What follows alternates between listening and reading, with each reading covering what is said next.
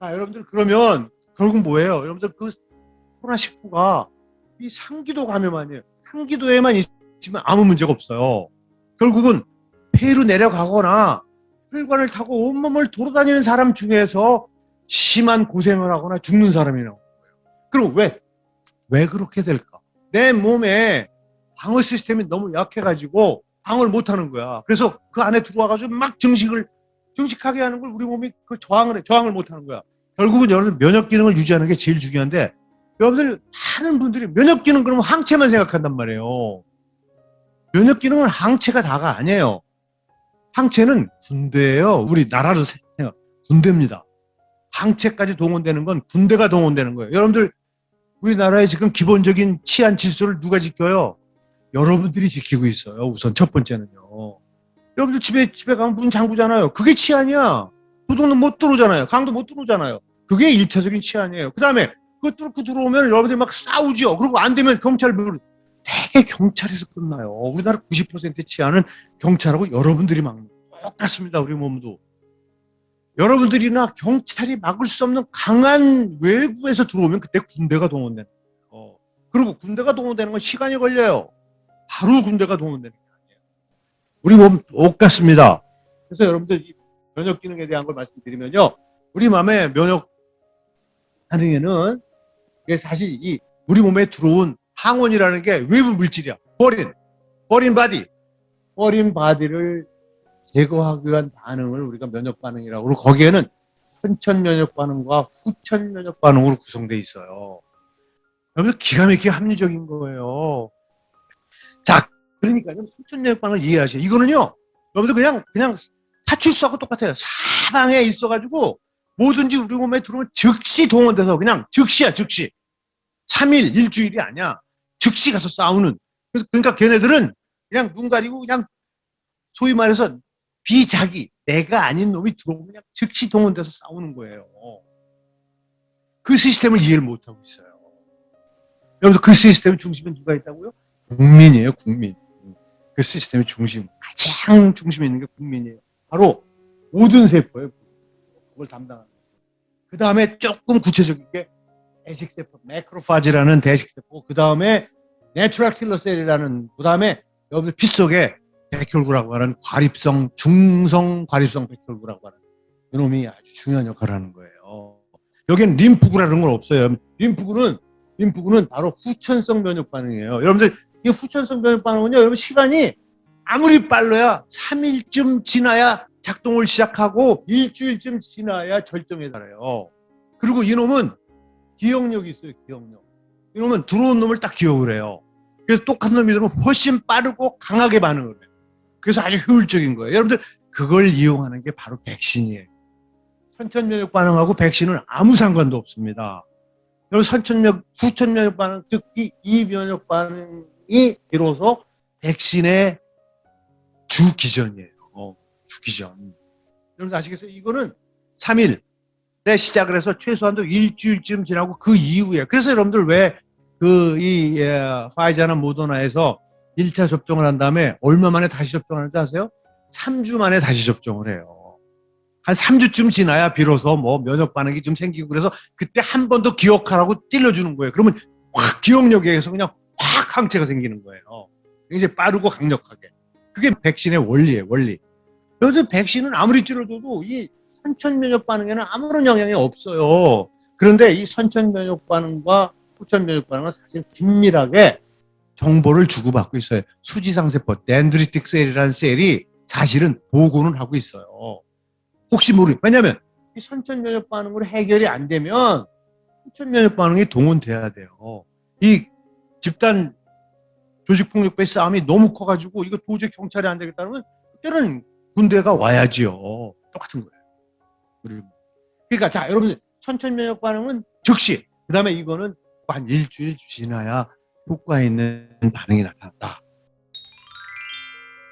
자, 그러면 여러분들 이제 더 구체적으로 이제 들어온 거야. 드디어 이제 코로나19가 어떻게 감염되는지를 보자는 거예요. 자, 여러분들 이거는 코로나19가 타겟으로 하는 조직이에요. 코로나19가 타겟으로 하는 조직이 뭐예요? 호흡기 상태. 코로나19 바이러스가 호흡기 상태에서 딱 붙으면 그게 감염이에요. 이게 바로 호흡기 상태예요. 이게.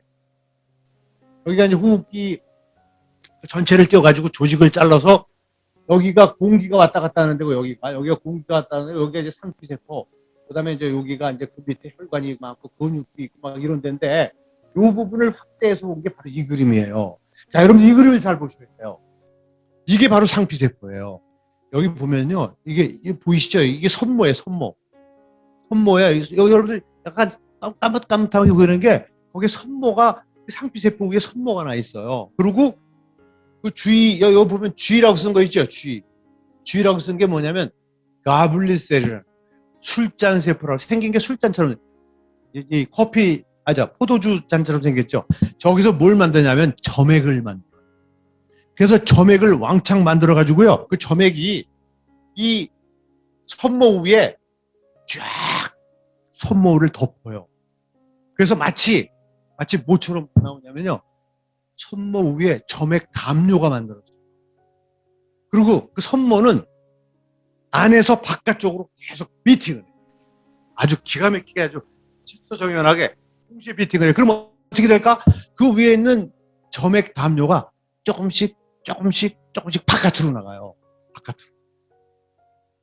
여러분들이 호흡할 때 들어간 공기 중에 미처 제거되지 않은 화학물질 또는 작은 미생물, 바이러스 이런 게 거기 붙는 거예요.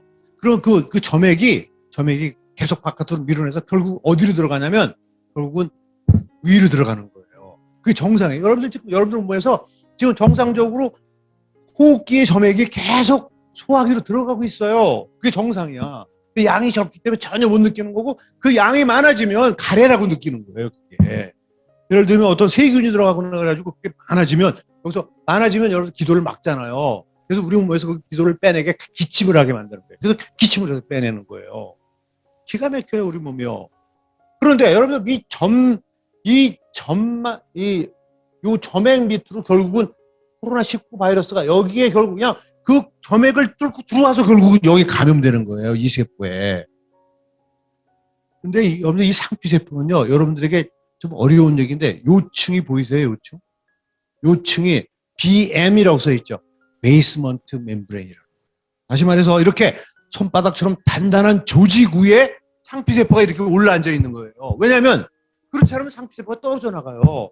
상피세포를 단단하게 잡아주고 있는 거예요. 아주 질긴 혈압 조직이 거기를 딱 베이스먼트 멤브레인이라고. 우리 몸은 기가 막히게 만들어져 있는 거예요. 그래서 쉽게 떨어지지 않게끔. 여러분들 그러니까 자, 코로나19가 여기에 감염이 됐어요. 자, 내가 만일에 백신을 맞았다. 백신을 맞아서 항체가 너무 잘생겼다. 항체가 어디 있어요? 항체는 여러분들 요층에 있어요. 요층에 있는 이게 다 혈관이에요. 혈관들. 이 혈관들에 항체가 잔뜩 있어요. 자, 바이러스가 일리 들어와서 여기 딱 붙을 때 이 항체가 휙 하고 날라서 이거 막습니까? 못 막아요. 막을 수가 없어요. 여러분들 코로나19 백신은 항체가 생기느냐 안 생기냐가 본질이 아니라는 거예요. 지금 그냥 그것만 따지고 있잖아요. 많은 의료인 뭐 면역학회 뜨는 사람들이요. 뭐 항체가 생기는데 무슨 헛소리 하느냐고 저를 막 공격을 합니다. 코로나19는 여러분들 감염 자체가 밖에서 되는 거란 말이에요. 밖에서. 이 항체하고 만날 수가 없어요. 여러분들 항체에는 종류가 이렇게 5가지가 있어요. IgM, 임뮤노글로불린 M, 임뮤노글로불린 G, 임뮤노글로불린 A, 임뮤노글로불린 E.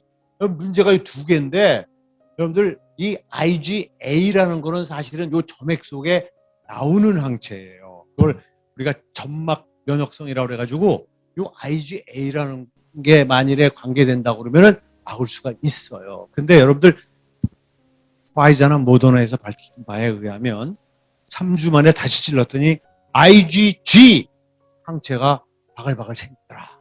이렇게 나와. 여러분 IgG는 여기 못 나와요. 여기까지밖에 없어요. IgG는. 막을 수가 없어요. 여기까지 못 온단 말이에요. 여기 갈 수가 없어요. 여기에요. 여기 더군다나 베이스먼트 멤브레인이 이렇게 단단한 판막이 딱 막고 있기 때문에 더더욱 갈 수가 없어요. 도대체 어떻게 예방 효과가 있다고 얘기하느냐.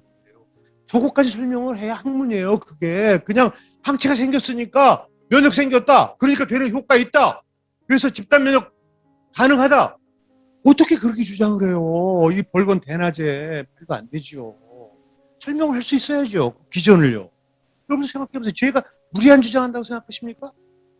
여러분 그러나 다만 이런 제가 이제 얘기하는 건 뭐냐면 이게 정말 바이러스가 너무 많이 들어와서 또는 면역 기능이 망가져서 너무나 많은 바이러스 때문에 이 베이스먼트 멤브레인까지 망가지는 손상이 오는 경우에는 여러분들 바이러스가 일로 들어오죠.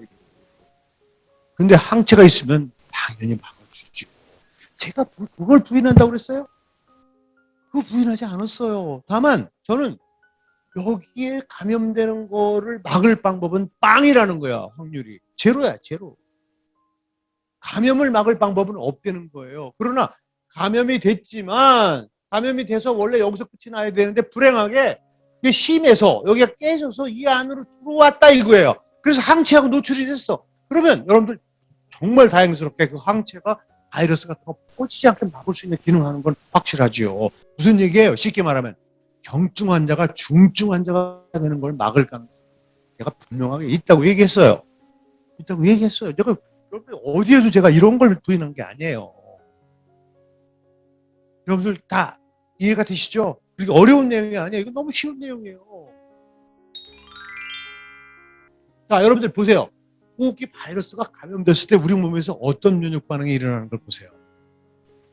주로 후천적인 면역 반응이 답니다. 그래요. 후천적 면역 반응이 아니란 말이에요. 보세요. 감염세포, 즉 호흡기 상피세포에서 딱 그놈이 붙잖아요. 아까 그 여러분들 여기에 이게 붙잖아요. 여기에 바이러스가 붙으면요, 바로 이 세포가 뭐라 그랬어요? 면역세포가 돼요. 그래서 여기서 알파 혹은 베타 인터페론이 나와요. 알파 베타 인터페론은 면역학책에 보면 엔티바이럴 사이토카인, 안티바이럴 액, 그러니까 항바이러스 기능이 있는 사이토카인이다. 그렇게 돼 있어요. 그러니까 일선에서 알파 베타 인터페론이 제일 중요한 역할을 하는 거예요. 일단은. 그래서 그놈이 나오면 바이러스가 증식을 못 해요. 근데 원래 많이 들어온 거야. 그리고 막 우리 몸이 알파 베타를 잘 못 만들면은 퍼지잖아요. 그리고 알파 베타 인터페론이 사실은 그것만 하는 게 아니라 알파 베타 인터페론 요 인근에 와 있는 내추럴 킬러 셀을 액티브 활성화를 시켜요. 그래서 내추럴 킬러 셀이 뭘 만드냐면 감마 인터페론을 만들어요. 그 감마 인터페론은 알파 베타하고 아주 차원이 달라요. 이거는 감염된 세포를 죽여버리는 거예요. 여러분들 감염된 세포를 죽이면 끝. 바이러스 감염은요, 감염된 세포를 죽이면 끝나는 거예요. 같이 죽는 거예요. 그 세포와 함께. 그러니까 감마 인터페론에 의해서 여기 상피 세포가 좀 죽잖아요. 그러면 죽으면 그거 뭐야? 그게 상처가 난 거 아니에요? 그래서 여러분들이 감기 걸릴 때 목이 칼칼한 게 목이 상처가 났다는 그런 거예요. 그래서 여러분 감기는 원래 그러니까 그 알파 베타 인터페론이 증식을 억제하고 그다음에 인근에 있는 그 내추럴 킬러 셀을 불러들여서 감마 인터페론을 생성하게 만들어 가지고 죽이는 과정. 으로 끝. 그게 길어야 3일이라고. 보통 여러분들처럼 건강한 사람 하루 만에 끝나요. 그래서 여러분들 목이 칼칼하다 그 다음날 아무 별게 없는 거야. 그래서 내과 책에 뭐라고 돼 있어요? 이렇게 망가지는 게 길어야 3일. 그다음에 그 망가지든 회복되는 게 길어야 3, 4일. 그래서 일주일이면 그냥 스스로 낫는 병이다. 그렇게 정의가 됐어요. 여러분들 감기는 여기 보세요. 감기는 7일 이내에 자연적으로 치유되는 셀프 리미팅 디시즈라고 되어 있어요. 이게 감기예요. 여러분 감기는 아까 베이스먼트 멤브레인 위에 있는 상피만 망가지고 회복되고 망가지고 회복되고 했기 때문에 그 밑에 있는 혈관에 바이러스가 노출이 안 되는 거예요. 그러니까 항체가 만들어져야 만들어요. 혈관에 노출이 돼야, 조직에 바이러스가 노출이 돼야 항체가 만들어져요. 그리고 그래야 면역성이 생기는 거예요. 여러분들 감기가 면역성이 있어요? 감기 면역성이 없다고 그랬잖아요. 아까 그거를 설명해주는 학문적 근거예요. 그리고 여러분 그렇기 때문에 지금 코로나19의 경우 여러분들 무증상 감염자는 항체가 안 생긴다는 거예요. 항체가 생길 수가 없죠. 그냥 상피만 망가지고 그냥 딱 놔버렸으니까. 그게 99%야 그런 사람. 여러분들은 다 그런 사람들이죠. 여러분들 다 그런 사람들이에요. 그냥 상피만 망가지고 그냥 살짝 아무리 코로나19라 아무리 감염력이 강한 코로나19라 하더라도 기존의 감기하고 다를 바가 없는 거예요. 병태 생리는. 다만 너무 심하게 그리고 면역 기능이 알파 베타 인터페론을 못 만드는 기저질환자들 그런 분들은 깨지는 거예요. 막 증식을 억지를 못하니까 그냥 막 마구 생기면서 그 벽이 깨지면서 조직으로 들어가서. 근데 여러분들 불행하게 그런 분들을 항체도 잘 못 만들어요. 면역 기능이 떨어져 있기 때문에 그게 문제인 거예요.